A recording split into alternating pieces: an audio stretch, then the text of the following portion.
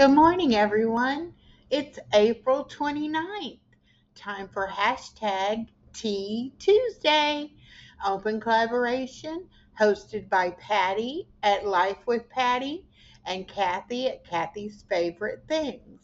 Please go over and visit their channels, show them some love, and watch all the videos of everyone joining in on this wonderful collaboration.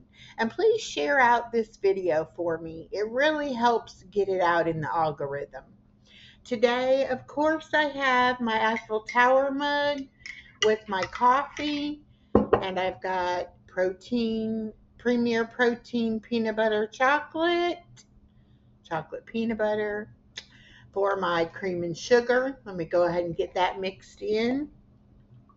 Today, I'm going to show you my Bariatric Center Handbook and talk a little more about the actual process to get approved for the bariatric surgery.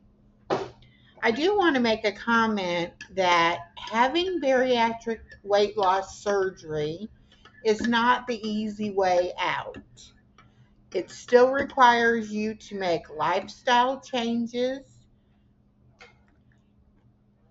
that you will have to follow the rest of your life.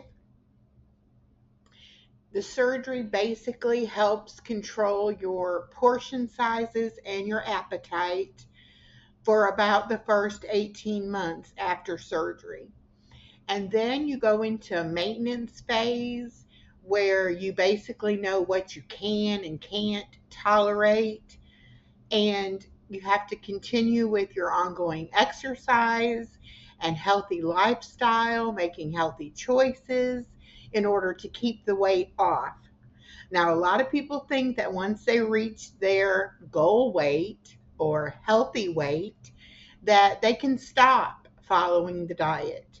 That's not true. We will always need extra protein, and we will always need to take our vitamins and mineral supplements. Let me get a drink of this coffee.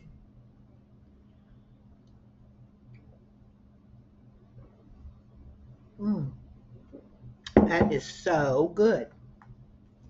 So, this is the binder they gave me when I first went for my initial appointment.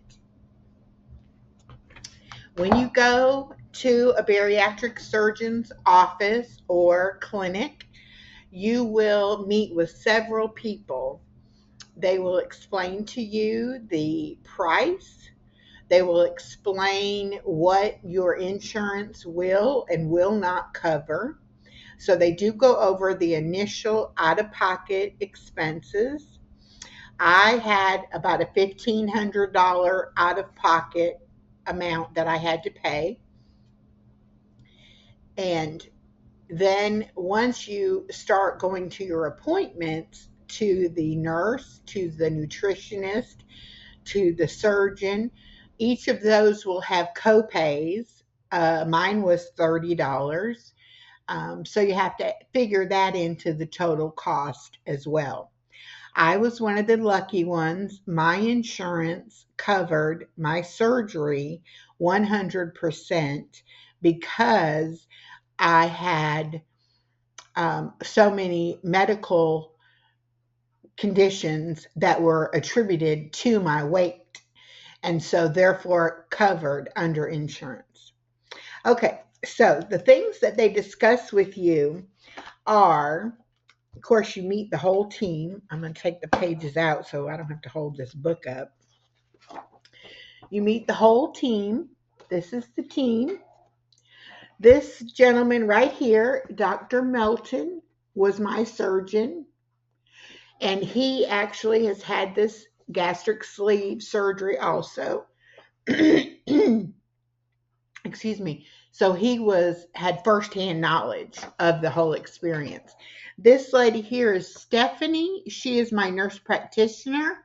She is who I see on my follow-up appointments. Okay, so they talk about the different phases. First, you have introduction to the program. You go through bariatric intake coordinator. And this outlines your personal program, setting your goals, expectations, needs, and limitations. Phase 2, you have to do a medical, multidisciplinary weight loss program. Your physician will supervise your weight loss. You will have to have either monthly or bi-weekly check-ins, depending on your insurance. And you will also be seeing different nurses and dietitians as you go along.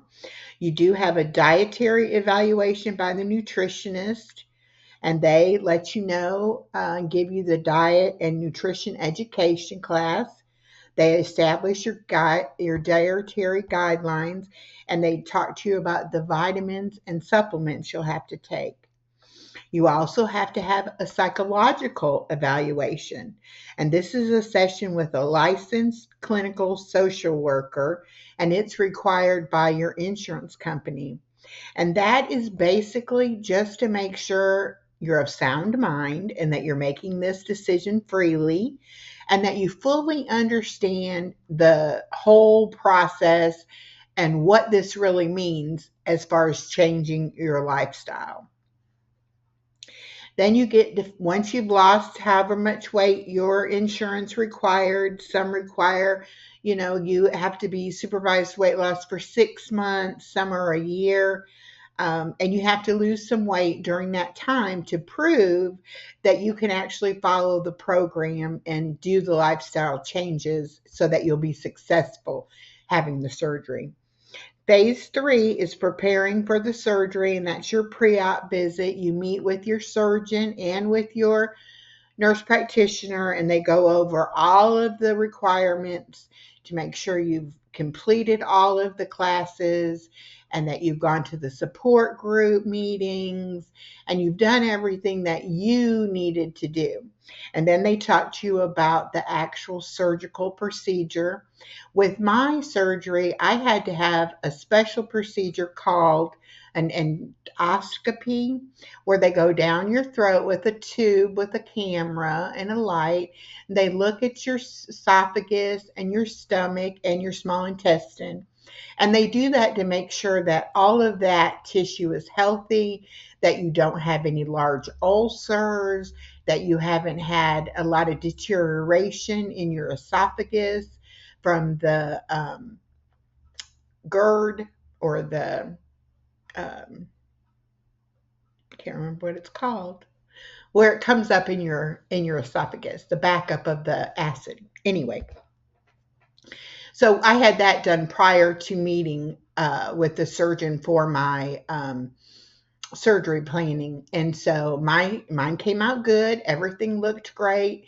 He felt like it was going to be able to be successful, and so then we proceeded on with actually submitting it to the insurance company, and then we had to wait for them to approve everything, and then finally I was given my surgery date.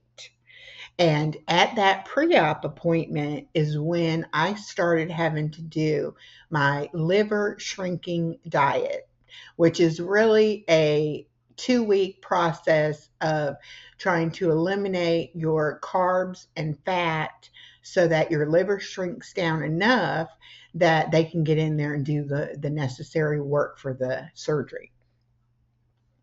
After you've done that, it's the day of surgery. You go to the hospital very early in the morning. You may get an EKG. You may get a chest x-ray. You may meet with an anesthesiologist. You may have blood work drawn. You have an IV started. And then they take you down for surgery. They do your surgery. Then you go to the post-op area. You have to be there for a certain amount of time until you are fully conscious and awake. Then you go to your hospital room, and within 4 hours of surgery, they have you up walking. Why do they do that? Number one, you can get blood clots in your legs if you are not using your leg muscles. So they also put on the white support stockings on your legs. And they also put on some blow up type boots that are hooked to a machine that are constantly inflating and deflating, inflating, deflating, which is massaging your leg muscles to keep you from getting the blood clots. And so you've got all that done by the time you get into your room. And so they get you up because you've had gas um, blown into your stomach area for the surgery, and you want to work that out. And in order to work that out, you've got to walk. And so they get you right up and they have you walking up and down the hallway. And about once an hour, they come and they get you up. Also, once you get back into the bed, you are required to start drinking water. And you just are sipping a couple sips here and there, but they are starting to get you ready to start being on that full liquid diet. Now, you're on a full liquid diet the day before surgery and the morning of surgery. And then for the next 2 weeks after surgery, first you're on clear liquids, then you go on to the full liquid diet. And then you go to the parade area of food, like baby food consistency, for about a week to 2 weeks, depending upon how well you tolerate it. And then you go to soft foods, which can be a little thicker, but still soft. You do that for a week to 10 days. And then finally, you graduate to real food again. And then you are slowly introducing back in all of your food groups and all of your food types. And you're seeing what your body tolerates and how much you can hold at one sitting. Now, your stomach was about the size of a liter to a liter and a half prior to surgery. After surgery, in my surgery, the gastric sleeve, I had a stomach about the size of a small banana, which is approximately going to be 4 ounces. Now, in the beginning, because everything is swollen and healing, you might only have a half ounce to an ounce capacity. And so it's very important that you continually drink, drink, drink to keep everything open and flowing. And let me have some more coffee.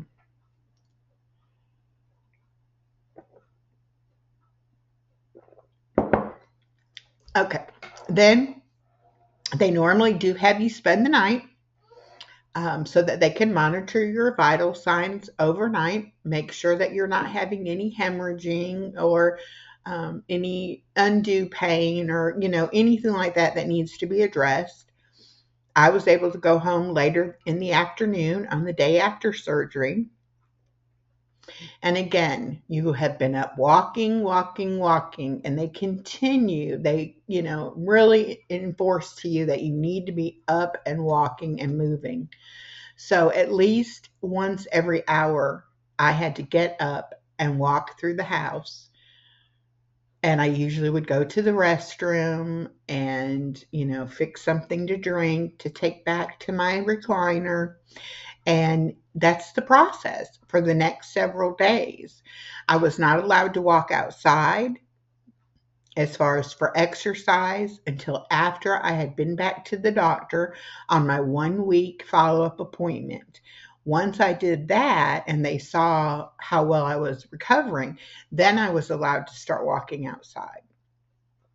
So I have continued to go on walks, go to the YMCA, work out on their equipment, and walk on the treadmill. And now I've started doing the chair exercises at home 3 days a week. And that is my collaboration, hashtag sit down workout. And you can follow along with those videos and do the workouts yourself. And you can make videos and add them to the collaboration by using the hashtag sit down workout and tagging my channel, Living My Best Life at 60, and I will put you on the playlist and I will share out your videos. So this has been a great Tea Tuesday. I really wanted to get some of this information out there for you because I don't want anybody to think it's the easy way out. It is something you have to think about and really consider what is the best option for yourself. Now, I was 61 when I had the surgery, and I'm doing wonderful in my recovery. I have lost 85 pounds. I am off like 11 of my prescription medications. I can bend over and pick things up off the ground. There are just so many things I can do now. I can cross my legs like a proper lady that I never could before. So, all positive outcome for me. Your case might be different. Not everybody has the same outcome or the same attitude. So think about it long and hard before you make a decision, but talk to your family physician always before you start any exercise. And also talk to them about what they think is a good option for you. And then go and meet with a bariatric surgeon. Like I said, my group that I went to, Sterling Center Bariatrics, is a wonderful group of people, and they have really been there to support me and help me through this journey. So, thank you for watching. Again, this has been Tea Tuesday, hosted by Life with Patty and Kathy's Favorite Things. Thank you, ladies, so much for allowing me to join in this great collaboration and give me a place to really talk about this journey. I appreciate it so much. Thank you, and y'all have a wonderful week, and I'll see you next time. Bye.